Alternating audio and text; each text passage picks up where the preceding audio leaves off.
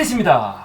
네, 제가 이제 이 영화를 같이 보자고 한 것은 요새 이제 보시면 알겠지만 우리나라 국내에서 만드는 영화의 수준이 대단히 떨어졌습니다. 정말 정말 욕이 나올 정도로 떨어지고, 이제 영화관 가보신 분은 알겠지만 영화관 값은 엄청 올랐는데 그 영화관에서 실제로 개봉하는 영화의 수준은 국내를 막론하고 정말 처참하다고 생각합니다. 근데 이제 이 영화는 우선 이 호텔 뭄바이라는 영화는 잘 만들었습니다. 그리고 이게 할리우드 영화가 아니에요. 우리가 이제 대충 특히 우리나라 사람들이 그게 심한데, 우리나라 영화 아니면 할리우드 영화거든요.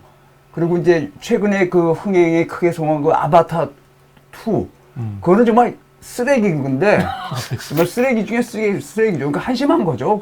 저는 제임스 카메론은 완전히 사기꾼이라고 봅니다. 그러니까 근데 이제 그런 그 영화의 그 테크놀로지를 이용했는데, 사실 아바타 1하고 비교해서 정말 떨어지는 작품인데 흥행이 된단 말이죠. 그러니까 참 이게 참 웃기는 현실인데, 이 호텔 뭄바이는 정말 잘 만든 영화입니다. 할리우드 영화가 아닌데 진짜 잘 만들었어요. 네. 그러니까 이걸 영화를 어떻게 만들어야 된다는 것을 보여준 영화 중에 하나입니다. 또 더구나 이 감독이 안소니 마라스라는 감독이 오스트레일리아랑 어디 그 이중 국적이에요. 제가 좀 잊어먹었는데 오스트레일리아인데 이 사람의 입봉작입니다. 소위 말해서.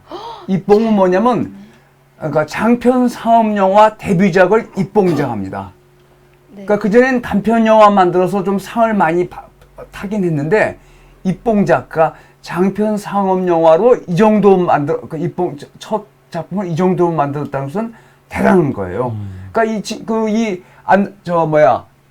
이 감독 이름은 안소니 마르스는 찾아봐도 잘 나오지도 않아요. 오스트레일리아고, 네. 제작도 오스트레일리아 이런 그 몇몇 나라들에서 같이 해서 결국 이제 나중에 이제 우여곡절에서 미국에서 개봉되기 시작해서 전 세계적으로 개봉했는데 그 비교적 흥행에 성공했습니다. 그리고 이제 특히 이 영화를 널리 알리게 된 계기는 넷플릭스에서 이거를 배급을 하게 됐죠. 그래서 저도 이제 넷플릭스에서 봤는데 정말 깜짝 놀랐습니다. 정말 영화 잘 만들었더라고요. 네. 그래서 이제 이 영화는 두 가지 관점에서 우리가 봐야 된다고 생각합니다. 이거는 이제 그 2008년에 인도의 봄베이, 옛날엔 봄베이였죠. 그러니까 인도 네. 최고의 경제 도시라고 볼 수 있습니다. 옛날부터 무역항으로 유명하고, 근데 인도가 우리가 생각하는 그 보통 국가라기보다는 굉장히 그 중앙 집권적이기보다는 지방 분권적인 요소가 굉장히 강하고 굉장히 넓은 나라죠. 네. 그러니까 어떤 그 큰 사건에 대해서 잘 대처가 되지 않아요. 그러니까 호텔 봄베이, 지금은 뭄바이, 이 뭄바이로 개명된 게 꽤 오래됐는데, 그 뭄바이가 엄청나게 큰 도시인데 거기에 인도 특유의 아주 극부와 극빈이 공존합니다. 엄청나게 잘 사는 사람들과 엄청나게 못 사는 사람들이 인도에 공존하거든요. 그래서 인도 여행 가보신 분들은 그걸 아주 그냥 생생하게 확인하실 수 있는데, 이 호텔 뭄바이가 이게 원래는 호텔 타지마할입니다. 그래서 이 사람들 보통 호텔 타지라고 부르죠. 네. 타지마할은 이제 여기 없지만 타지마할이 인도를 대표하는 건물이니까 이 호텔 이 호텔을 지어놓고 나서 호텔 타지마할이라는 이름을 붙였어요. 근데 여기는 아주 인도뿐만 아니라 전 세계적으로 최고로 돈 많은 사람들이 오는 곳입니다. 그래서 이제 인도 자체가 아주 극도의 부와 극도의 빈곤이 한데 어우러져 있고, 그 다음에 특히 이 호텔 타지마할은 그 뭄바이에서도 아주 최고 상류층, 인도 국내에서만 아니라 세계적으로 아주 유명 명사들이 다 인도를 가면 들린 곳이 이곳입니다. 그러니까 호텔 서비스나 시스템이 엄청 잘 돼 있었어요. 그런데 이제 인도는 아시다시피 그 회교도들도 있지만 회교들이 주가 아니고 힌두교들이 줍니다. 그죠? 그 파키스탄하고 굉장히 사이가 나쁘죠. 정말 뭐 앙숙 정도가 아니라 전쟁도 여러 번 있는데, 파키스탄은 주로 이슬람이죠. 근데 파키스탄의 큰 문제가 뭐냐면, 파키스탄은 중앙정부는 아니지만 정보국이나 이런 데서 이슬람 그 테러리스트를 양성을 했어요. 그러니까 정말 무서운 거죠. 국가 권력이 테러리스트를 양성해서 어떻게 양성을 하냐. 아주 가난한 애들을 데려다가 쇠뇌를 시킵니다. 너희들이 못 사는 것은 저 미국이나 이런 그 비이슬람 교도들이 다 뺏어갔기 때문이다. 그래서 이제 걔들을 군사훈련을 시킵니다. 그래서 어린애들을 데려다가 청소년들 데려가다가 먹이고 재우고 하면서 군사훈련을 시켜요. 그러면서 세뇌를 시킵니다. 그러니까 완전히 그 살인 무기가 된 거예요. 아무 생각이 없어요.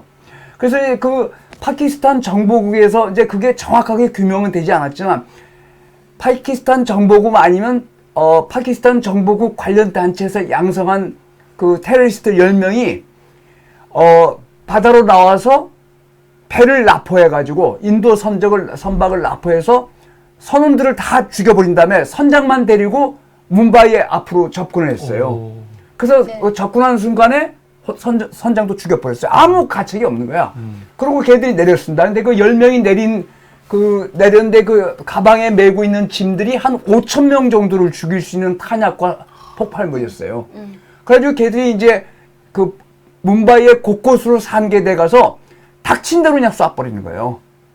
뭐 없는데, 가난한 사회 이런 게 그냥 쏘는 거야, 길거리에서. 근데 이제 그거를 어떡하냐.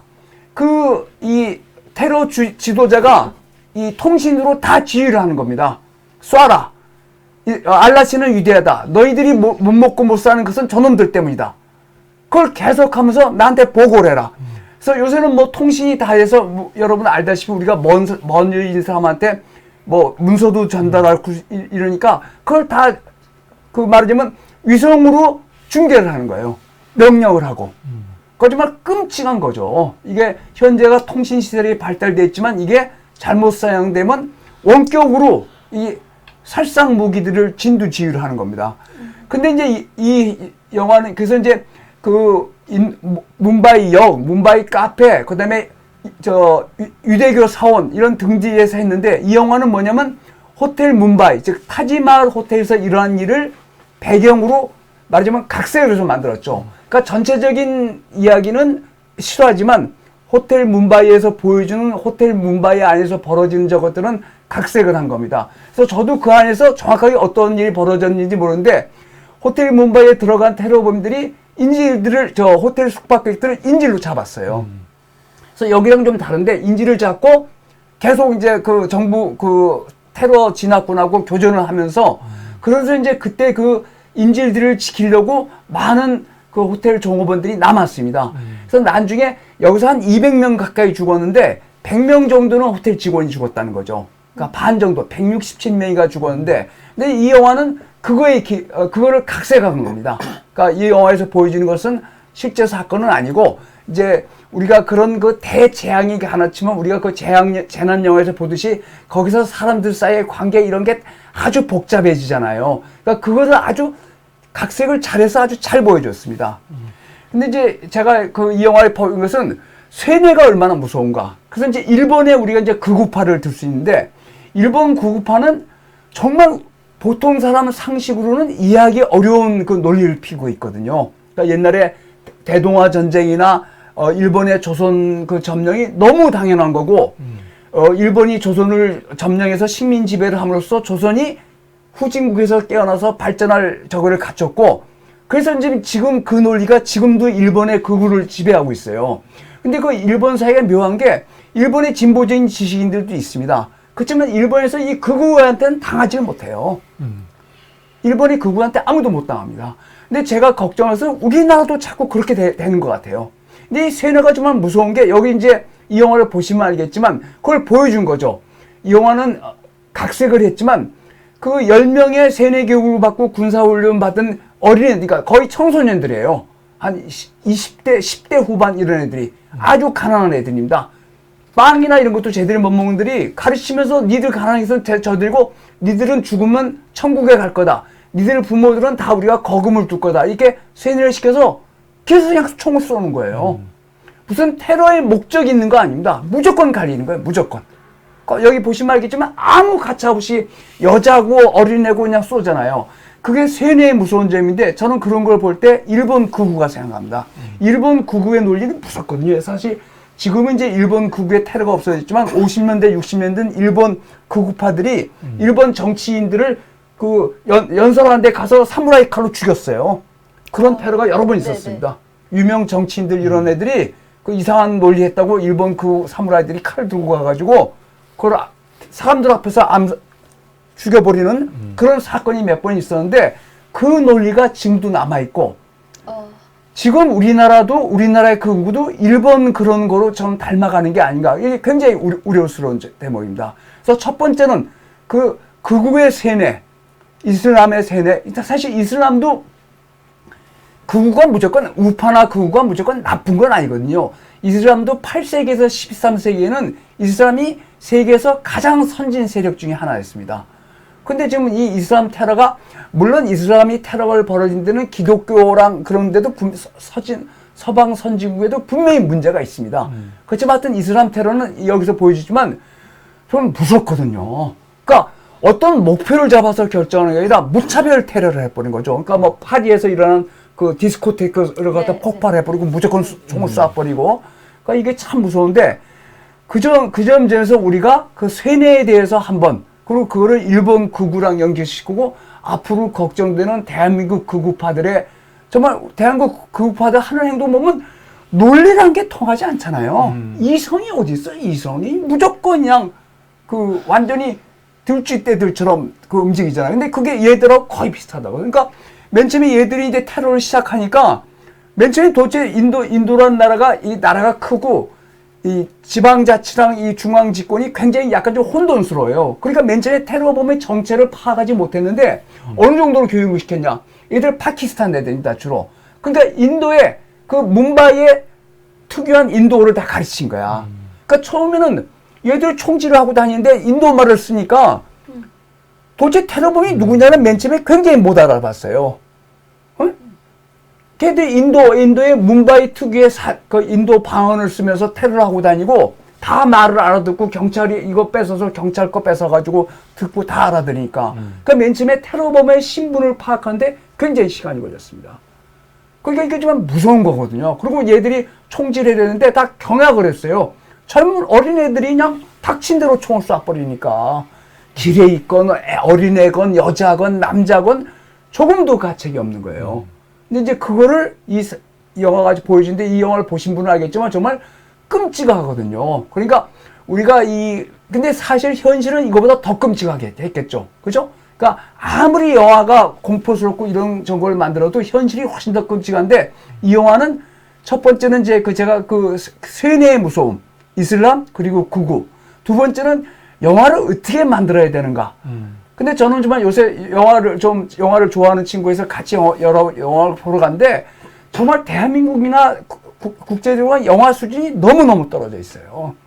이런 영화를 한번 만들면 우리 주변에서도 이런 실화에 바탕한 영화들을 얼마든지 만들 수 있는데 그런 걸 잘 만들지 못해서 그런 것을 경각심을 갖기 위해서도 이 영화를 꼭 보셔야 됩니다.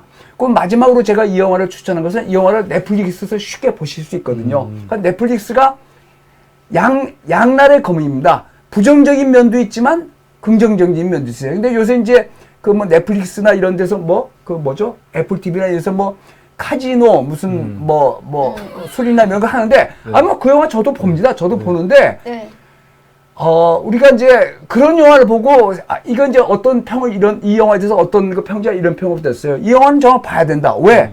우리가 살고 있는 세상의 역사에 대해서 조금은 좀 알게 된다 이거죠. 네? 정말 우리 주변에서, 그러니까 우리 주변은 아니죠. 전 세계적으로 우리 바로 눈앞에서 이런 일이 벌어지고 있거든요. 그러니까 왜 이런 끔찍한 영화를 같이 보자 그러냐. 우리가 경각심을 갖고 그에 대비하지 않으면 우리도 언젠가는 이런 현실이 바로 우리 눈앞에서 일어날지도 모릅니다. 정말 그래서 이 영화는 정말 잘 만든 영화라고 생각합니다. 그리고 이제 각색이라는 과정에서 여러 가지에서 인간 군상들의 여러 가지 모습을 너무너무 잘 보여주고 있어요. 그래서 저는 이 영화는 넷플릭스 보실 수 있으니까 꼭 한번 보시기 바랍니다. 정말 끔찍하실 거예요. 예. 네, 감사합니다. 지금까지 송규영의